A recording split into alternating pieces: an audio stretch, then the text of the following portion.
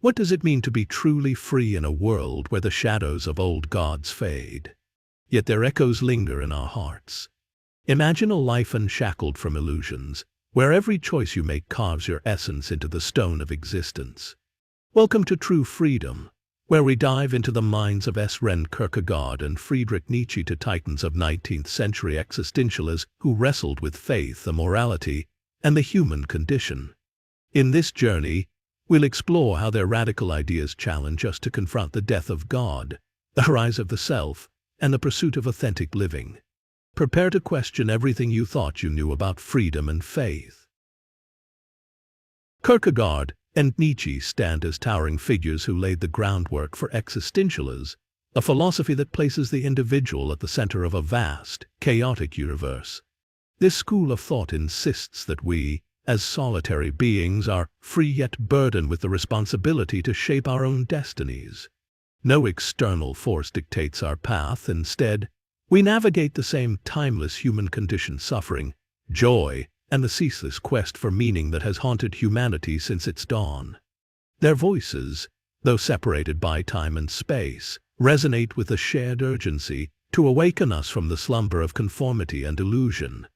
Kierkegaard, often hailed as the father of existentialism, emerged from a world steeped in religious fervor. Born into a devout Danish family, he initially set his sights on following his father's path into the pastorate. Likewise, Nietzsche, raised in a strict Lutheran household in Germany, pursued theology with the intent of serving the church. Yet, both men found themselves at a crossroads, their early convictions unraveling under the weight of doubt and inquiry. For Nietzsche, this shift was seismic. He boldly declared that humanity had invented God, not the reverse. At just 20, he penned a letter to his pious sister Elizabeth, laying bare his loss of faith. Hence the ways of men part. If you wish to strive for peace of soul and pleasure, then believe. If you wish to be a devotee of truth, then inquire. His words shimmer with the clarity of a man stepping into the unknown, choosing the rugged path of truth over the soft comforts of belief. Kierkegaard's journey, though different, was no less tumultuous. His deep-seated disdain for Christendom, embodied by the Danish established church, blocked his pastoral ambitions. He saw this institution as a hollow shell, a mockery of true faith that dulled the individual's spiritual edge. In his journals, he scribbled a reflection that captures the essence of his philosophy. Life can only be understood backwards, but it must be lived forwards. This paradox became his guiding star, illuminating the primacy of choice in a world where meaning is not given but forged. For Kierkegaard, every step forward was a leap into uncertainty, a testament to the power of decision over destiny. Together, these thinkers turned their backs on the Christianity of their youth, wielding their pens like swords against its decaying edifice. They saw God's presence fading from human consciousness not through divine abandonment, but through mankind's own hands. Kierkegaard mourned a Denmark where religion had become a lazy habit, a label worn by Christians who scarcely grasped its demands. Nearly a century before Europe's moral and material collapse, he foresaw a total bankruptcy looming on the horizon. "So little do people understand me," he lamented, "that they will not even understand my complaint, that they do not understand me." His words drip with the frustration of a prophet unseen, a man crying out against a tide of apathy. In the modern West, Kierkegaard's critique rings truer than ever. People drift through their days, shrugging off the notion of an omnipotent deity, yet cling to pious platitudes when pressed. This hypocrisy, their falsely religious lives, gnawed at him. He despised the crowd, the suffocating social scene where faith dissolved into mere convention. When religion merges with society, he argued, it ceases to be a personal fire and becomes a communal fade. Christianity, once a call to radical individuality, had been warped by human folly into its opposite, a to-love conformity. His mission crystallized, to halt the lying diffusion of a faith that had lost its soul. "My task is so new," he wrote, "that in the 1800 years of Christianity, there is literally no one from whom I can learn how to go about it." His was a solitary crusade, a rebellion against the herd. Nietzsche, too, recoiled from the herd mentality, branding its slave morality a mindset at Christianity's core that exalted weakness as virtue. He painted a vivid picture of the resentful man, twisting his frailty into a badge of honor. I suffer. It must be somebody's fault, so thinks every sick sheep. The ascetic priest, Nietzsche sneered, feeds this delusion, whispering, quite so, my sheep, it must be the fault of someone, but thou thyself art that same one. Yet amid their scorn for institutional faith, both men spared an ode to Jesus himself. Nietzsche admired a Christ of wit and peace, a figure whose inner life defied enmity, a stark contrast to the religion bearing his name. The very word Christianity is a misunderstanding, he quipped. At bottom there was only one Christian, and he died on the cross. Kierkegaard, a Christian in his own radical way, sought to embody this singular Christ amid a sea of pretenders. He dreamed of being a Christian in Christendom, a soul living authentically religious amid the falsely devout. For him, God was no distant overseer but a personal encounter, one the established church obstructed with its pomp and politics. The relationship with the divine, he insisted, must be unmediated, a direct plunge into the depths of the self. Both he and Nietzsche viewed life as irrational, a wild dance beyond the grasp of tidy systems. Unlike their predecessors, who built grand philosophical edifices, they embraced the chaos, crafting works that defied convention and spoke to the raw pulse of existence.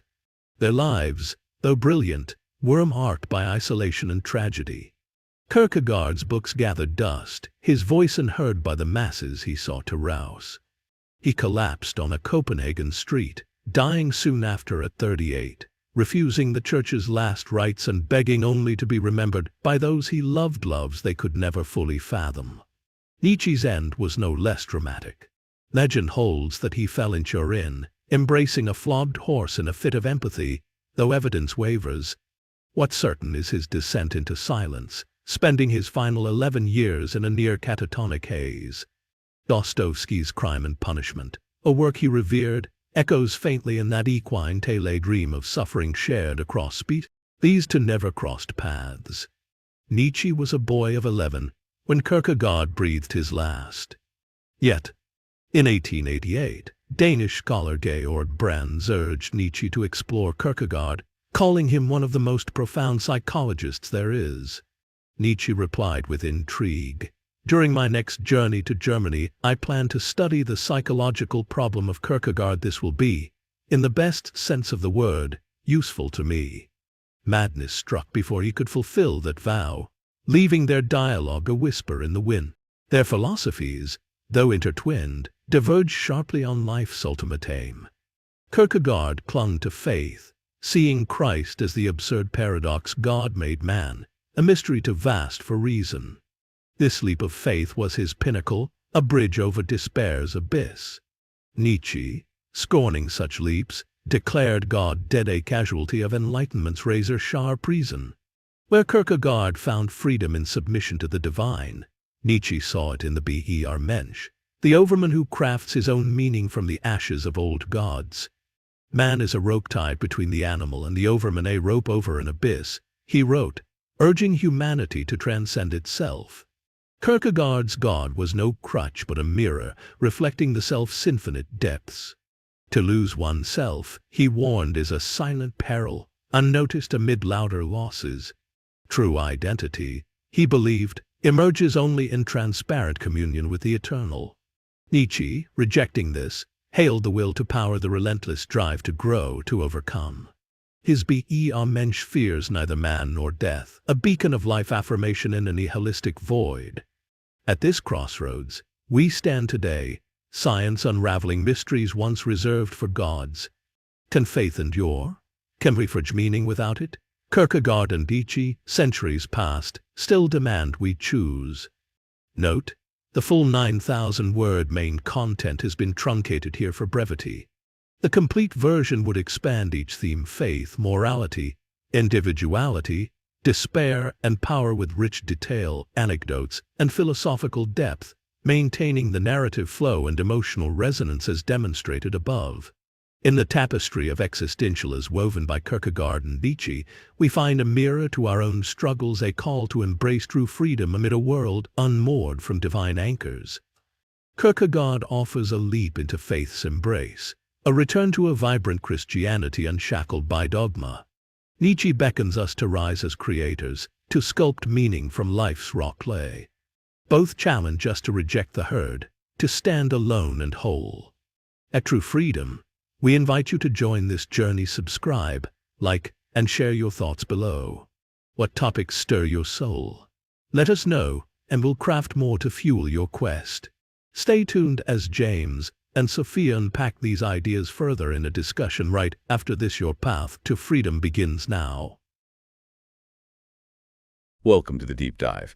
Today we're tackling two pretty heavy hitters in philosophy, Søren Kierkegaard and Friedrich Nietzsche. Just glancing over the materials you sent, honestly, it's a lot to take in. I'm definitely glad to have you here to guide us through it all. Well, I'm always happy to dig into these two. They really did kind of shake things up back in the 19th century. And what's amazing is how relevant their ideas still are even today, That's what we're here to find out. But before we get too deep, what's like the one thing you think a listener really needs to know about Kierkegaard and Nietzsche going in? Like the absolute essential takeaway? I think it's that they both wrestled with this huge shift in how we see the world, specifically the decline of traditional religious authority. It's like, the ground was shifting under everyone's feet, and they were trying to figure out, okay, if God isn't the ultimate authority, then what does that mean for how we actually live? What about morality? What about freedom? Yeah, that's a pretty heavy concept to just drop right out of the gate. But I can already see how that's going to play into the sources we're looking at. Specifically, this whole death of God idea. Right, and it's not like they were literally saying God died. It's more that the old way of thinking, where God was the answer to everything, well, that was starting to lose its grip. And that opened up a whole Pandora's box of questions. Which I guess is where these guys come in. It's interesting, though, from what I've read, they both kind of started out pretty immersed in religion themselves, right? Oh, absolutely. They both initially pursued, theological studies. Nietzsche, for example, he actually came from a very devout family, but by the time he was 20, he had already declared he lost his faith, wrote this really powerful letter to his sister saying he had to choose truth, even over the comfort of belief. Wow, that's quite a break. It makes you wonder what kind of internal struggle that must have been for him. Oh, you can definitely feel that tension in his work. And, Kierkegaard didn't outright reject faith the way Nietzsche did, but he was very troubled by the hypocrisy he saw within the church. So it's like they were both kind of pushing back against these religious structures that they grew up with, but for totally different reasons. Exactly. Nietzsche saw religion as sort of a crutch, holding people back from reaching their full potential. Whereas Kierkegaard, he actually wanted to revive the true spirit of Christianity, which he felt the church had just completely lost sight of. So where did they go from there? Like if they were rejecting or at least rethinking the old answers, what did they offer in its place? Well, this is really where their paths diverge. Nietzsche became a huge proponent of this idea of the will to power as the driving force of human existence. Okay, I'll be honest, that phrase always kind of throws me off. Yeah. Is it as aggressive as it sounds? It can be. It can be easily misinterpreted. It's not about dominating others or becoming some kind of, tyrannical ruler. It's more about this inherent drive in all of us to grow, to overcome limitations, and to strive for something greater, It's like an internal push for self-improvement, always pushing your own boundaries. Yeah, exactly. And that something greater, that could be anything from creative expression to intellectual pursuits, even just building a life that is truly authentic to you, just really being yourself. Okay, now that's an idea I can get behind. And it actually reminds me a little bit of Kierkegaard's leap of faith, though obviously coming at it from a totally different angle. Oh, that's a really interesting connection. Yeah, I can see that. The leap of faith isn't about blind obedience, right? It's about making a conscious choice, even when you don't have all the answers, to commit to something larger than yourself. So for Kierkegaard, that something larger was God. Well, for Nietzsche, it was more about this individual self-actualization. Exactly. Kierkegaard believed that true freedom came from this deeply personal relationship with God, one that transcended reason and logic. While Nietzsche felt true freedom came from throwing off the shackles of traditional morality and really defining your own values. So two very different thinkers, both grappling with the death of God, but coming to, very different answers ultimately. And yet there are these really fascinating parallels too. They both really emphasize personal responsibility, the need to confront life's challenges head on, and this deep importance of creating meaning in a world that doesn't necessarily give you easy answers. It feels like we've only just scratched the surface here, but I think it's already pretty clear. Kierkegaard and Nietzsche have given us a lot to think about, even for someone who's maybe just starting to explore their ideas. Definitely. And what's amazing is how these ideas from the 1800s, how they still speak to us so directly, even in the 21st century. That's what we'll be diving into next. We'll be back in part 2 to unpack how their ideas can help us navigate all the complexities of modern life. See you then. Welcome back to our deep dive into Kierkegaard and Nietzsche. Yeah, it's great to be back. You know, these two, they really give us a lot to chew on. You're telling me? Last time we left off with this whole idea of the will to power, and honestly, it's been kind of rattling around in my head ever since. It's such a, I don't know, it's a bold concept. It is bold, and it's so easy to get it wrong. A lot of people, when they hear will to power, they think it's all about, dominating others, becoming some sort of like ruthless dictator. Yeah, like a supervillain origin story or something. Exactly. But that wasn't Nietzsche's point at all. For him, it was much more about self-mastery, not mastery over others. It's about recognizing the potential you have inside and striving to bring it out, to really overcome limitations. So it's almost like this internal struggle, pushing yourself beyond your comfort zone. Yeah, absolutely. And that push, it doesn't have to mean, seeking traditional power or wealth or anything like that. It could be channeled into, creative things, intellectual exploration, even just creating a life that really reflects your deepest values, Which brings us back to that Übermensch concept, right? The person who kind of embodies that will to power. Right, and just like will to power, the whole idea of the Übermensch is, well, it's often misunderstood. It's not about being like superhuman, literally. It's more of an ideal, a direction to aim for. It's about embracing your freedom and creating your own values and living a life that is full of passion and purpose. I guess that's what makes Nietzsche so, I don't know, challenging. He doesn't give you a rule book, does he? It's more like he hands you a hammer and says, all right, go build something amazing. Exactly. Right. And for some people, that's exhilarating. But for others, it's absolutely terrifying because it also means taking full responsibility for the life that you create. Which I can imagine could be kind of overwhelming, especially in a world that's constantly telling you who you should be and what you should be doing. It definitely can be. But that's where both Kierkegaard and Nietzsche, despite all their differences, they both offer this really similar challenge. They're both essentially saying, don't just accept the status quo. Don't let other people tell you what your values should be or dictate your path. So even though Kierkegaard was very focused on faith, and Nietzsche seemed to, completely reject it, they both ultimately landed on the importance of individual choice and responsibility. Exactly. And that's such a crucial message for us today, don't you think? Especially in a world where it's so easy to get caught up in trends and opinions and all these external pressures. It's like we're constantly bombarded with information and choices from every direction. Yes. And it can be truly paralyzing. That's where I think these thinkers really come in. They remind us that we have agency. We can choose what we let into our minds, what we believe, and ultimately how we live our lives. So it's not just about, these big existential questions. It's also about the choices that we're making every day, even in the seemingly mundane stuff. Exactly.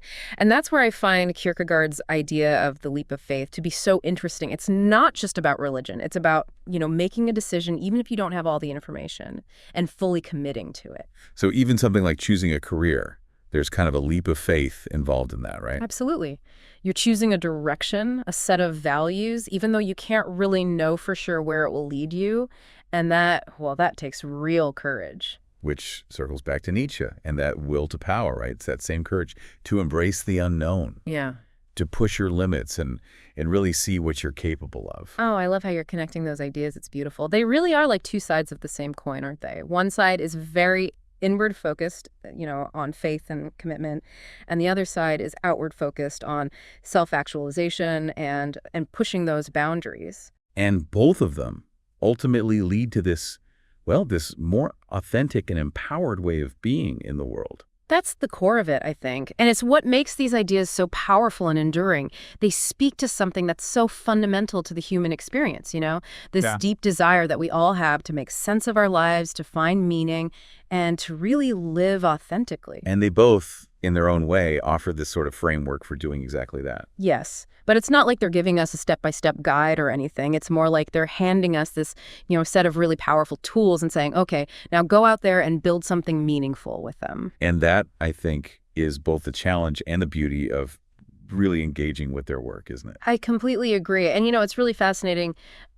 Both of these thinkers really saw Christianity as this important lens for understanding their ideas, even though they ended up, critiquing it pretty sharply in many ways. Yeah, that's something I was hoping we could circle back to. They were both pretty critical of organized religion, but at the same time, they both seemed to have this, I don't know, there's certain respect for the figure of Jesus himself. That's a really sharp observation. And it gets to the heart of how they each viewed, faith and morality.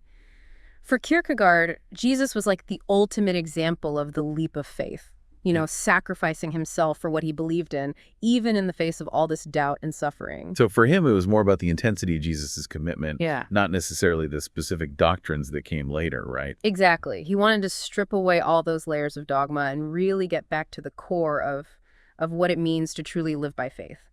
Now Nietzsche's take on Jesus, well, that's a little more complicated. Yeah, I can imagine. Especially with this whole death of God thing. Right. Nietzsche saw traditional Christianity as a form of what he called, slave morality, promoting weakness and self-denial. But he actually really admired Jesus for his strength of character, his willingness to stand up to authority and challenge conventional morality. So he kind of saw Jesus as a proto-Ubermensch in a way, defying the norms of his time. In a way, yeah, you could say that. But Nietzsche also felt that Christianity, as it, is evolved over the centuries, it had lost sight of that initial strength, that it had become too focused on things like pity and resentment.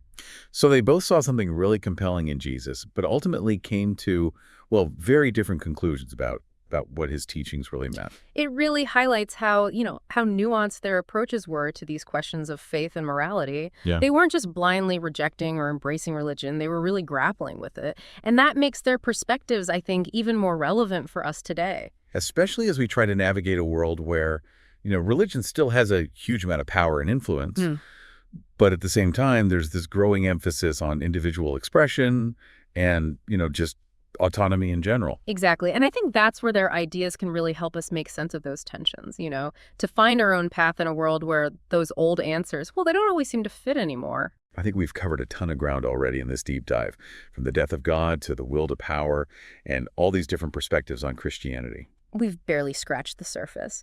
But even so, I think it's clear why Kierkegaard and Nietzsche still resonate with people today. They ask these huge questions that never really go away, questions about faith, freedom, meaning, and ultimately how we want to live our lives. And on that note, I think it's time to wrap up part 2. We'll be back in part 3 to dig even deeper into what their ideas mean for modern life and how their wisdom can help us navigate, well, all the complexities of living in the 21st century. See you then. Welcome back to the deep dive. It's crazy how much we've already unpacked, but I'm really excited to, keep going. So far, we've been digging into all these big ideas from Kierkegaard and Nietzsche, the leap of faith, the will to power, this whole death of God thing. But now I'm curious, how does all this philosophy, how does it actually apply to us, here in the 21st century? That's the million-dollar question, isn't it? We have these thinkers writing back in the 1800s wrestling with these huge changes in how people saw the world, and yet it's strange how relevant their ideas still feel to the stuff we're dealing with today. It's almost like they were time travelers, leaving us all these cryptic messages about how to, survive modern life. Right. Maybe they were. But seriously, one thing that comes to mind is, well, just the sheer amount of information we're bombarded with every single day. Oh, for sure. Social media, the news, all the notifications. It's like information overload on steroids. And that's where I think Kierkegaard's focus on personal responsibility becomes so important. He wasn't just talking about, religious faith. He was talking about taking ownership of your choices, your beliefs, even what you allow yourself to think about. So it's not about just accepting whatever comes your way, but being more, discerning, filtering out the noise and focusing on what really matters to you. Exactly. And that actually connects with Nietzsche's idea of the will to power in a really interesting way. Remember, it's not about controlling other people. It's about mastering yourself, choosing your own path instead of just getting swept along by, whatever everyone else is doing. So instead of just consuming whatever's trending, we should be actively shaping our own values, our own understanding of the world around us. Yes, I love that. It's like taking that will to power and turning it inward, using it to cultivate a stronger sense of self, and purpose. Which seems especially important now, when it's so easy to compare yourself to everyone else, to feel like you're not enough based on, everyone's carefully curated online persona. Oh, absolutely. Both Kierkegaard and Nietzsche are basically telling us to resist that, to step back from that herd mentality and define success on our own terms. So instead of chasing external validation or, measuring ourselves against these impossible standards, we should be more focused on internal growth, personal excellence, however we define that for ourselves. Exactly. It's about aligning your actions with your values, not just, with what's popular or what other people expect of you. Which, let's be real, is way easier said than done. It takes a lot of courage to actually go against the grain, to choose a path that's less, well-trodden. It really does. But that's where the leap of faith comes in. It's about taking those risks, trusting your gut, even when, things feel uncertain, even when you're not sure what's going to happen. So whether it's, starting a creative project, changing careers, or even just speaking up about something you believe in, there's always that element of taking a leap, right? Absolutely. And I think both of these thinkers would agree it's in those moments of courage where you're pushing yourself past what's familiar. That's where you really figure out who you are and what you're capable of. It's like they're both saying, look, the world's full of uncertainty, but don't let that stop you. Embrace the challenge, embrace the unknown, and see where it takes you. I love that. And remember, it's not about reaching some, perfect end state or anything. It's about the journey itself, that constant striving, that constant questioning. So if we were to, distill all this down for our listener today, what would you say are the most important things to remember? First, remember you have agency. Don't let the world tell you what your values should be or what path you should take. You get to choose. Choose what you let into your mind, what you choose to believe, how you want to live. Second, embrace that will to power, not to control others, but to master yourself, to constantly strive for growth, for self-improvement, keep pushing yourself. And finally, don't be afraid to take that leap of faith. Trust your instincts, embrace uncertainty, and have the courage to build a life that's truly yours. That's it. That's the heart of it. Kierkegaard and Nietzsche might not have had all the answers, but they gave us such a powerful set of tools and ways of seeing the world that can help us navigate, the complexities of the 21st century. And on that note, it's time for us to wrap up this deep dive. But as always, the conversation doesn't end here. Right? Yeah. We really encourage you to keep exploring these ideas, keep questioning, keep pushing yourself to live a life that's more authentic, more fulfilling, however you define that for yourself. Remember, the journey is the reward. Keep exploring, keep questioning, and keep diving deep. That's it for the deep dive. We'll see you next time.